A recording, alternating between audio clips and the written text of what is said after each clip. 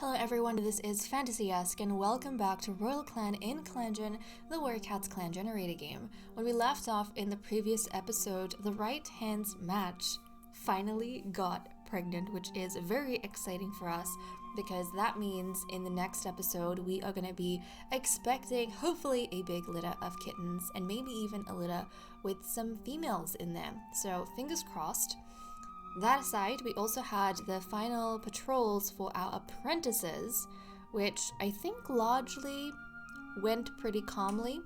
We did have an incident with a big dog, but that was with the bigger patrol of 6, where the apprentices weren't present. The apprentices actually went on a patrol with our pregnant cat, Magpie, and they had an unsuccessful hunting trip, but I think they learned a lesson in how to deal with disappointment. But okay, without further ado, let us dive straight to the leader's den because I cannot wait to see what they're going to look like as warriors and how their personalities have been influenced. So let's go ahead and roll the dice to see how King Fernstar is going to handle the next gathering. I got a 3 on the D10, which is Liar Clan, and a 4 on the D8, which is Offend. Okay, and let's skip a moon, guys. King Fernstar casts aspersions about Liar Clan's border strength during the gathering and is chagrined when Liar Clan's leader agrees that Liar Clan should patrol more regularly, thanking King Fernstar for the suggestion. Liar Clan relations have improved. Flailstorm has gotten a running nose. Magpie hopes the litter will be small. She feels overwhelmed at the idea of a big litter. Pregnancy sucks. Magpie gives in and moves into the nursery. As the clan cheers for the new warrior, Foxstalk, I'm gonna have to change that name, Inkfeather purrs loudly. Her kit is finally a warrior. A new journey has begun for Foxstalk, and Inkfeather knows that Foxstalk's observance will lead him through anything. As the clan cheers loudly for the new warrior, Ghost Snarl, I'm not sure, I'll have to see. Inkfeather purrs loudly. Her kit is finally a warrior. A new journey has begun for Ghost Snarl, and Inkfeather knows that Ghost Snarl's observance will lead him through anything. Okay, look at that! So they have aged up into warriors, which is amazing, and obviously Ghost Snarl is gonna have the title of Ghost Prince, which I think is a really cool title. But I want to take a look at these cats. Look at them! Okay, let's take a look at Foxstalk first off because he's the older brother. And I need to change his name. Foxclaw? Foxclaw? Maybe Foxclaw? That could be a cool name, Foxclaw. Yeah, we'll keep Foxclaw. I don't know. Do I want that name? I think we'll keep Foxclaw. Okay, so he is sneaky. He's retained his sneakiness, great climber and good speaker. He looks so pretty though, so pretty. How was he influenced? Let's take a look. He was mentored by Frostfade. Frostfade influenced him to be more likely to follow rules, have trouble adapting, and put others at ease. Frostfade helped him become better at climbing. When he graduated, he was honored for his observance. Okay, Frostfade, I need to very quickly, so he's the adventurous cat, right? So I suppose for Frostfade, even though I feel like Frostfade grew up as a cat not really following rules, I suppose because of the pressure, like the incident that happened with Houndpaw and the pressure that I think the king put on him to keep Foxclaw like safe, I think Frostfade, even though some of his teaching methods might have been, more adventurous than the king found comfortable, I think Frostfade would have kind of ingrained into Foxclaw to follow the rules, especially rules that ensure his safety. Have trouble adapting. I think maybe because of the king's favoritism for him, Foxclaw, I think, has grown up a little bit privileged, and I don't think Frostfade was in any hurry to push him out of his privilege because that's where he was kind of safest, right? And put others at ease. I think all of this kind of goes into the safety of Foxclaw as being the king's favorite son and preserving his life, especially given the tragedy that happened with his sister. So yeah, that makes sense to him, but also he did help hone some of his skills that Foxclaw already had when he was younger, like climbing. I don't feel like him being a good speaker was something that was like trained any further, but maybe that's a talent that Foxclaw has and has retained. But being a good climber, I can see how that would, be really useful when you're like escaping a situation, or potentially hunting or wanting a vantage point to kind of see your surroundings. So that does make sense for Foxclaw. Okay, let's check out his brother. So this one, let's see, Ghost Iris? I mean, that kind of sounds cool. Ghost Lake. I don't know. Ghost Lake. Now, when he was younger, he was the daring cat, wasn't he? I mean, these are pretty names, but... Ghost Stripe. I don't know. Do I want to go with Ghost Stripe? Ghost Feather? Ghost Feather seems nice because he does have the feathers on his tail. Maybe we'll name him Ghost Feather. There we go. So, Ghost Feather, he is adventurous with a natural intuition. It's funny how he didn't have the adventurous mentor, but he turned out adventurous. So yeah, his trait changed from daring to this. Let's see how he was influenced. He was mentored by Flare Freckle. Flare Freckle influenced him to be more likely to be slow to anger and bicker with others. When he graduated, he was honored for his observance. Okay, I feel like his brother definitely learnt more from his mentor, like took on more things. Probably because he was fussed over more. But with Flare Freckle, maybe, yeah, she taught Ghost Feather to, because he's so daring, like don't get, he was daring when he was younger. Don't get incensed easily, because then you kind of lose sense and you charge into danger without thinking too much. And bickering with others, just don't argue with others just because you are daring and you kind of have the capacity to not be afraid of things doesn't mean you get into arguments with others and damage the relationships around you. So that's kind of what she managed to pass on to him.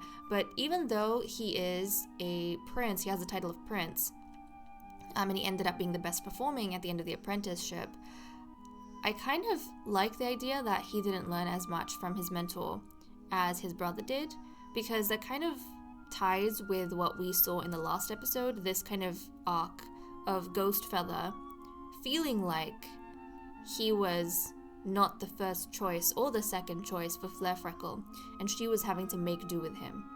Flare Freckle, obviously we know, feels differently about Ghost Feather, and she really tried with him, but from Ghost Feather's perspective, I don't think he always saw that, and that's why he hasn't taken on as much from her, because he's always thinking the worst of her, right? But okay, that's what we have for the cats. I do need to go ahead and actually note down that he is the Ghost Prince, but I'll do that. I don't think I've done that just yet, but I'll do that in a second. So, Foxclaw and Ghost Feather, guys, we have our two cats. Two more cats who have joined the warriors, which is quite exciting. But okay, let's go to the medicine cat den. Frostfade was given elder leaves as treatment for sprain. Icicle Speck gathered ragwort this moon. And let's check out relationships. King Fernstar remembers something nice that Flare Freckle did. King Fernstar notices some of Icicle Speck's fur on his fresh kill. Scorchmoss quickly apologizes after bumping into Magpie, because she's pregnant after all. They have a small laugh about it. Scorchmoss often goes to Foxpaw for guidance, so this is before the apprentice or the warrior ceremonies. Icicle Speck's friend says nice things about Frostfade, but it just makes Icicle Speck jealous. Icicle Speck and Foxpaw spend some time together and nearly forget what made them upset with one another in the first place. Flailstorm and Ghostpaw are arguing about who should take the blame for something trivial. Flailstorm and Icicle Speck keep trying to figure out what a bad smell in camp is. Shining Stripe jumps in a puddle, splashing Frostfade. To his surprise, Frostfade laughs. Okay, so some uncle-nephew bonding happening over here. Shining Stripe nearly tripped, but was caught by Ghostpaw. Flare Freckle gives Foxpaw some feathers from the bird she caught to line his nest. Flare Freckle and Foxpaw have a race. Flare Freckle wins. I feel like even stuff like this, when Ghostpaw sees his brother having a good time with his mentor, it reinforces for him that his mentor didn't want to train him. which is unfortunate, but I think that's just his maybe insecurity, something that he had when he was, like, as a youngster, that he has kind of retained. Maybe he'll grow out of it. Now that he himself is adventurous, maybe he won't feel so tied to what Flairfreckle thinks, or what he assumes she thinks. Bearpelt and Ghostpaw had a great time on a patrol. Bearpelt asks Foxpaw to teach him how to sing so well. Magpie can't seem to get a straight answer from Bearpelt lately. I mean, Magpie and Bearpelt, they actually don't get along at all. Like, I don't know what it is with him, but Bearpelt has had, like, one negative interaction with Magpie over another. He's just very unimpressed with her. I wonder if he looks down on her for being a noble. I don't know. But he never treated Inkfeather that way, just specifically Magpie. Inkfeather associates her favorite smell with icicle speck. Foxpaw is teaching Inkfeather how to walk without making a sound. Oh, some mother-son bonding over here. Flairfreckle is playing tag with Quill Runner. So some mother-son bonding here. Frostfade is surprised by King Fernstar being thoughtful. And then we had Foxclaw is talking with Magpie. Shining Stripe has a talent that Ghostfeather wants to have, and that's all we have for the events. So let me cut the recording here and we'll continue with the cat list. Okay, let's continue with the cat list. So first up we have loyalties, where there has been some changes. Magpie and Quill Runner are loyal to King Fernstar once more, and I know they're going back and forth, but I think this is probably just due to the fact that right now they and the clan as a whole are feeling very proud of King Fernstar because his two sons have just become warriors, and in doing so, they have kind of grown his prestige. So this is them showing their pride towards the king and what he's accomplished within his own family. So it's like congratulations to him, you know?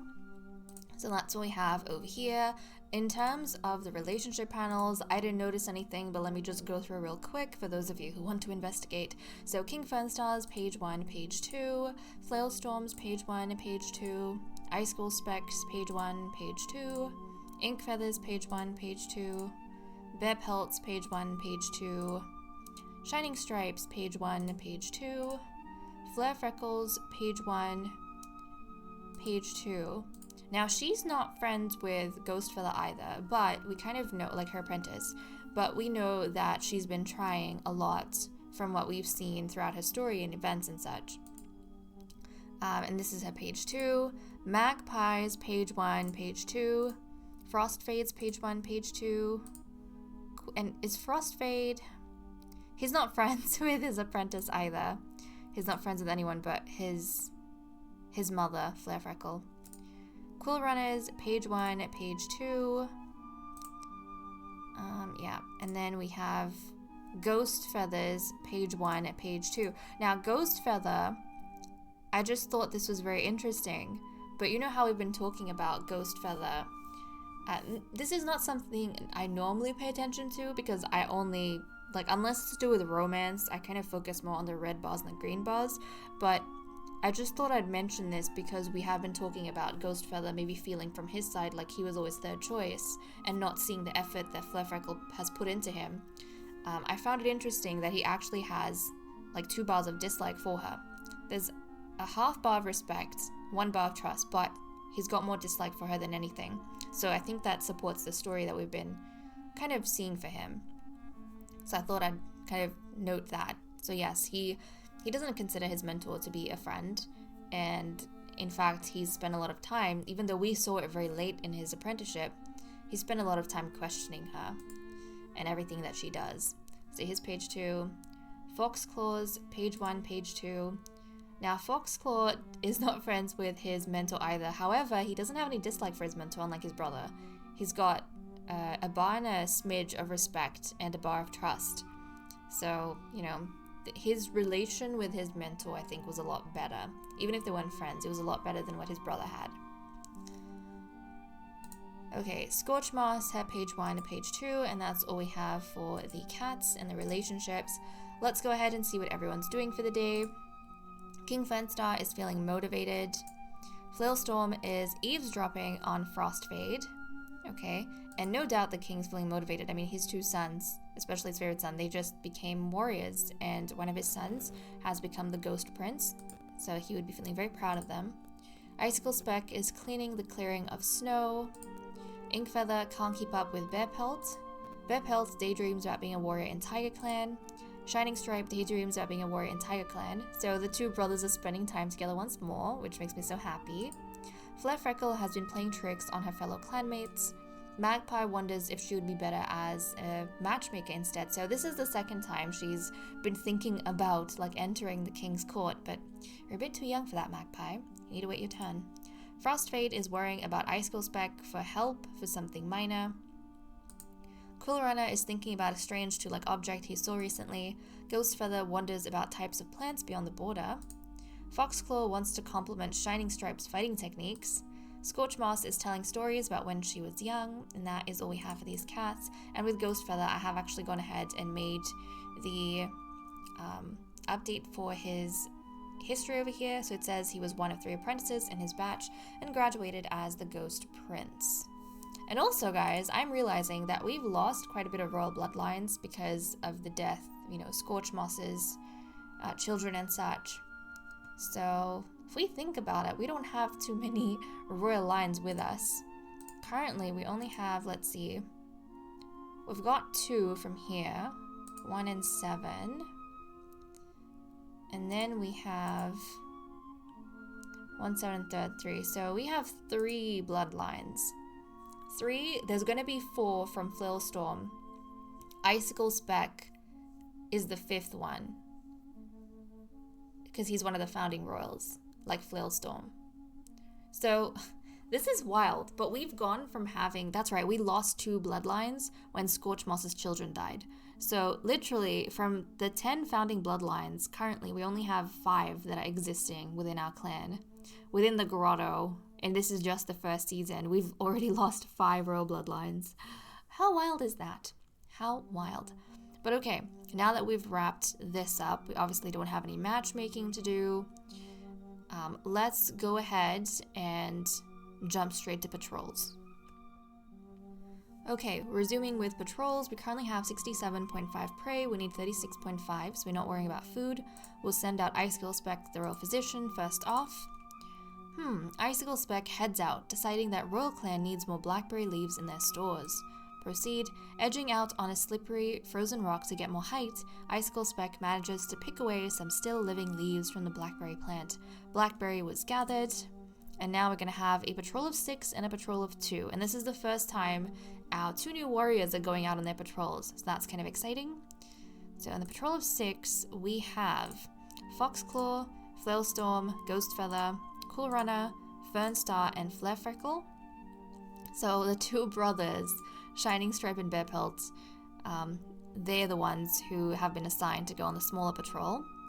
I love it whenever I love it when the siblings get paired together for patrols. That makes me happy. Okay, let's see what our patrol of 6 gets up to. King Fernstar suggests this might be a good chance for the cats to practice new fighting techniques. Okay. Proceed. Quill Runner takes charge and coordinates exercises for the training patrol. Soon cats are practicing trips, twists, and tumbles. I actually like this for Quill Runner, especially because Fernstar was leading the patrol and decided on a training session. I feel like this shows a little bit of trust towards Quill Runner, even though they've had a bit of a rough patch after Houndpaw's death. King Fernstar was, I think, rolling his eyes or something at Quill Runner and his antics during patrols beforehand, but I kind of like the idea that after seeing at least his sons become warriors and such, he's feeling in a good enough mood that he's decided to place his trust in Quill Runner once more and stop blaming him for the past, and to run training sessions for his 2 sons. And things went really well. Quill Runner kind of proved himself as the cool prince, so that's really good. And then we have Shining Stripe and Bearpelt. So let's see what they get up to. Oh? A potential servant? The patrol hears a cat begging for their housefolk to come back, just barely intelligible over the sound of a monster speeding away. Proceed. Bearpelt finds a kitty pet collapsed by the thunderpath, wailing for his housefolk. Bearpelt comforts him, asking why he was left there. The only explanation he has is that he's sick. Perhaps he was too much of a burden? Berpelt offers him a place in Royal Clan, at least until he recovers. He tentatively accepts, looking longingly at the Thunderpath as he's led away. Fishleg Speckle, join the clan. Your clan's reputation towards outsiders has improved. Who is this cat? Okay, it is a young male with green-yellow eyes, a ticked pelt, responsible, a good climber, and a great teacher. He has red cough. Right, but he is going to be sent to Servant Clan, of course. So Fishleg Speckle, let's send him to Servant Clan. He's going to be one of our cats in Servant Clan. We currently have 10 cats in Servant Clan, but it's kind of concerning because we don't have any females aside from Aloe Fog. And actually, I should probably explain to you guys right over here, in terms of like my preferences, right, when I'm looking at cats, like outsiders to bring in. I think I've explained this in the past, like in Luminous Clan in that series, but I don't know. I know the way I play sometimes is very odd to others, but I am very fussy about certain things, and when I bring in outsiders, I like them to have a clean family tree because I don't want unnecessary cats in my family tree except for my clan cats. And what I mean by that is that when I have cats like Aloe Fog who have, not relationships, who have a family tree with kids, right? Or even for the kids themselves, like Creek Wisp, who has a family tree with a parent and a sibling that's not part of my clan, they're members outside of my clan, I don't like them. Like, this is not a clean family tree for me, so I kind of exclude them when I'm choosing cats to bring in. However, when we have cats like Fishleg Speckle, who has what I consider a clean family tree, he's got no one except himself in that family tree. Then when I'm looking for outsiders, for example, I would bring in Fishleg Speckle because he's just the one cat. And if we go to the cats we have brought in, like Ink Feather, if you look at her family tree, aside from our clan members, the kids she had, and her mate, which is our clan member, she came with a clean family tree, so she was brought into the clan. And the same thing for Magpie. She had a clean family tree, and she was brought into the clan. So that's kind of the way I like choosing my outsiders. So some of these cats over here, they're not cats I would consider bringing in, but that aside, literally every single cat here in Servant Clan, except for Aloe Fog, is a male. They're all males. So we need more female servants, to be honest. And Aloe Fog, we know, because of the family tree situation, I probably wouldn't bring her in. So I just had to point that out because I got excited. I thought we were having a female servant finally, but apparently that was not the case. Okay, so these two brothers at least managed to get us another servant, which is good. A servant with a clean family tree, which is good. But that is all we managed to get done today, and oh my goodness, it is Leaf Bear, so the grotto is looking absolutely beautiful, at least in my opinion. I really, really love, I think my favorite season in the grotto is probably Leaf Bear. I don't know what it is, but like the snow's outside, the way the forest looks, the way the grotto looks, such like a rich brown and muddy, I just love it. It looks so nice. But okay guys, with that said and done, I am going to leave off here. Thank you so much for watching. I hope you all enjoyed, and I will see you all next time. Bye-bye.